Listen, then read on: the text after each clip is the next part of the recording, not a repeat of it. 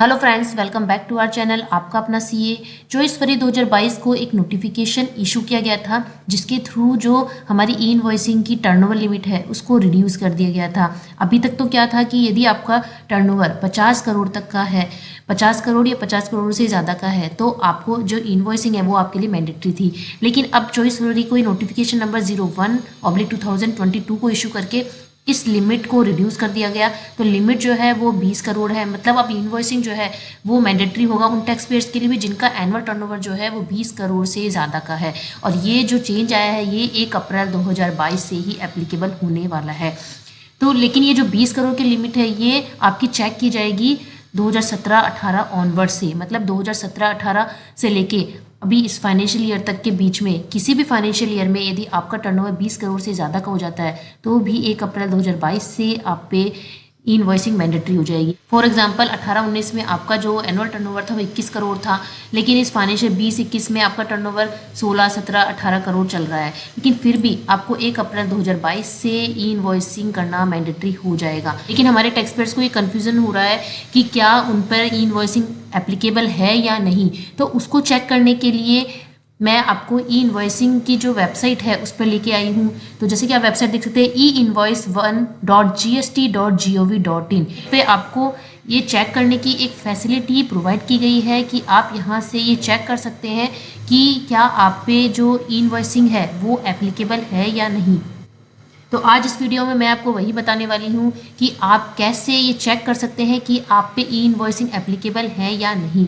तो आप वीडियो के अंत तक बने रहिए, ये आपके लिए बहुत ही वीडियो हेल्पफुल होने वाली है। और आपने यदि अभी तक हमारा चैनल सब्सक्राइब नहीं किया है तो चैनल को ज़रूर सब्सक्राइब कर लीजिए, क्योंकि इसी तरह की लेटेस्ट अपडेट आपको हमारे चैनल पे मिलते रहेंगे।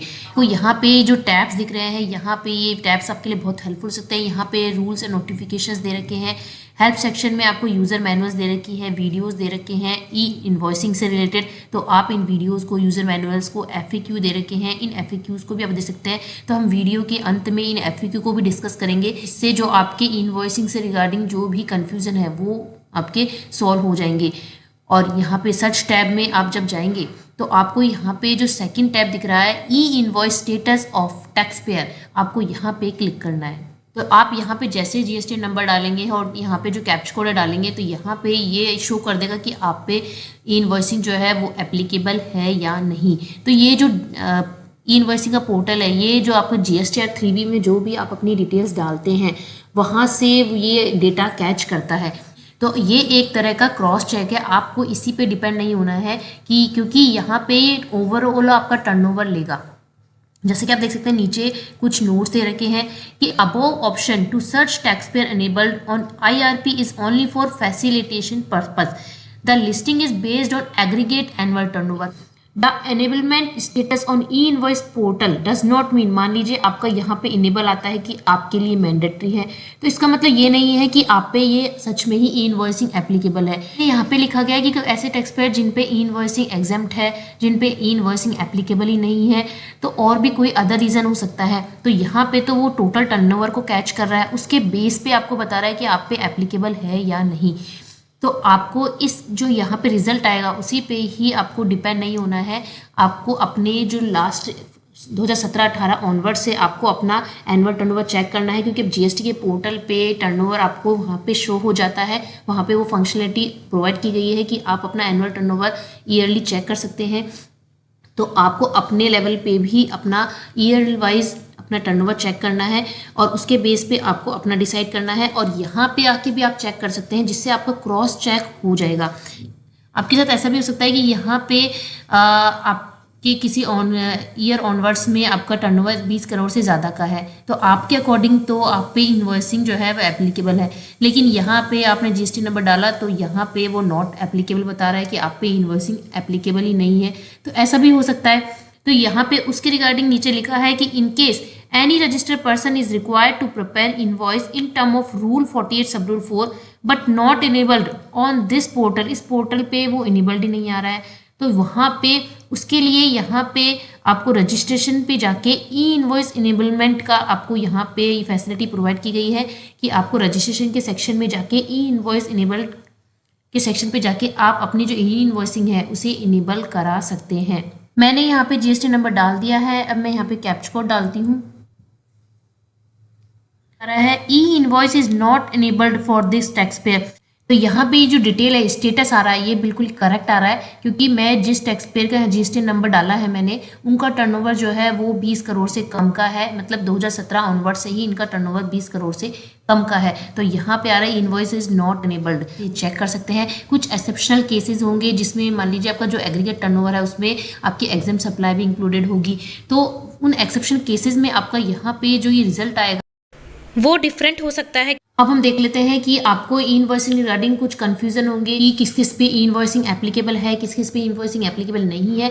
तो उसके रिगार्डिंग इस पोर्टल पे कुछ FAQ दे रखे हैं, तो हम उन FAQs को देख लेते हैं। तो आपको हेल्प सेक्शन में FAQ पे मैं क्लिक करती हूँ, लीगल प्रोसीजर। तो यहाँ पे ई इनवॉइसिंग के रिगार्डिंग FAQs दे रखे हैं। तो यहाँ पे 7 FAQ बेसिक से रिलेटेड है कि ई इनवॉइसिंग होता क्या है। सेकंड यहाँ पे एप्लीकेबिलिटी बता रखी है। यहाँ पे एप्लीकेबिलिटी के रिगार्डिंग 22 FAQs दे रखे हैं। तो मैं एप्लीकेबिलिटी पे क्लिक करती हूँ। तो आप इन FAQs को PDF में भी डाउनलोड कर सकते हैं। जैसे कि फर्स्ट यहाँ पर है what documents are presently covered and e invoicing, what supplies are presently covered under e invoicing. तो मैं इस प्लस के साइन पे क्लिक करती हूँ। तो यहाँ पे बता रखा है कि ई इनवॉइसिंग के अंडर में कौन कौन सी सप्लाई कवर होती है। यहाँ पे B2B हो गए या सप्लाई टू सहज हो गए, एक्सपोर्ट्स हो गए, डीम एक्सपोर्ट हो गए, ये सब ई इनवॉइसिंग में कवर होते हैं। अब क्वेश्चन आता है कि क्या जो B2C है सप्लाई है क्या वो इसमें कवर्ड है। तो नीचे उसके रिगार्डिंग भी यहाँ पे FAQ दे रखा है कि B2C supply can also be reported by notified person. तो उसके लिए दे रखा है no, reporting B2C invoices by notified person is not applicable. तो जो बिजनेस टू कंज्यूमर वाले जो सप्लाई है वो उस पर ई इनवॉइसिंग एप्लीकेबल नहीं है। Is E invoicing applicable for nil rated और होली एग्जाम सप्लाई। मतलब आपकी होली एग्जाम सप्लाई है या निल रेटेड सप्लाई है तो क्या ई इनवॉइसिंग उस पर एप्लीकेबल है। यहाँ पे इसका आंसर है no. In those cases a bill of supply is issued and not a tax invoice. तो यदि आपकी निल रेटेड या होली एग्जाम सप्लाई है तो आप पे ई इनवॉइसिंग एप्लीकेबल नहीं होगा। जो निल रेटेड है और होली एग्जाम सप्लाई के केस में टैक्स इनवॉइस इशू नहीं किया जाता। Whether e invoicing is applicable for supplies by notified person to government department. तो यदि गवर्नमेंट डिपार्टमेंट को कोई सप्लाई की जाती है तो तब क्या ई इनवॉइसिंग एप्लीकेबल है। मतलब यदि मान लीजिए गवर्नमेंट डिपार्टमेंट के पास GST का रजिस्ट्रेशन ही नहीं है तो फिर ई इनवॉइसिंग जो होगी वो आप पे एप्लीकेबल नहीं होगी। लेकिन यदि गवर्नमेंट डिपार्टमेंट के पास में GST नंबर है, उन्होंने रजिस्टर करा रखा है GST के पोर्टल पे, तो फिर the same has to be mention as recipient GSTN in the e invoice. यहाँ पे रिवर्स चार्ज के रिगार्डिंग भी एक यहाँ पे FAQ दे रखा है। Whether e invoice is applicable for supply involving reverse charge. तो ऐसी सप्लाई जिसमें रिवर्स चार्ज इन्वॉल्व रहे उस पर क्या ई इनवॉइसिंग एप्लीकेबल है। तो यदि रिवर्स चार्ज जो है वो सेक्शन 9 सबसेक्शन 3 के अंडर में अट्रैक्ट कर रहा है तो फिर ई इनवॉइसिंग जो है वह एप्लीकेबल होगा। और यहाँ पे और भी वेरियस कई FAQs दे रखे हैं जो कि आपके लिए हेल्पफुल हो सकते हैं। तो आई होप आज की वीडियो आपके लिए हेल्पफुल होगी और चैनल को ज़रूर सब्सक्राइब कर लीजिए जिससे आप रेगुलरली अपडेट रहें।